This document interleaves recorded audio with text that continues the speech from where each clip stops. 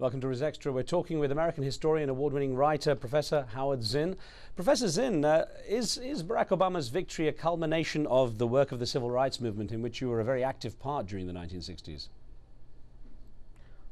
I believe it is.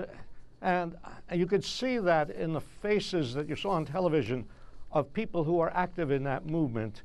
You can see that in John Lewis, the congressman from Georgia, who is such a courageous member of that movement. You see it in the face of Jesse Jackson. You see it in the faces of all those black people who remember the struggles that black people went through.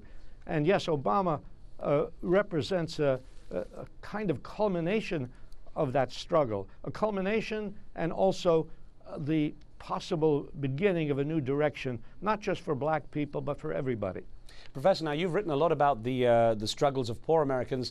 Do you think, or to what extent do you think that President Obama is going to be doing much more for for what he calls Main Street? Yeah, well, my hope is, and I keep talking now about not what Obama certainly will do, because we don't know what he will do. He has an opening. That opening can be filled by traditional Democrats and traditional policies. That opening can be filled by bold new policies.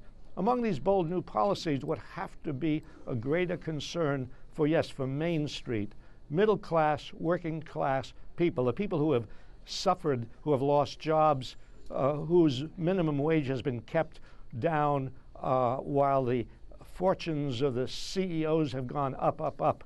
And Obama is in a position to start a new deal, even beyond Roosevelt's New Deal, to give jobs to people who don't have jobs, to raise minimum wages, to give free health care to everybody.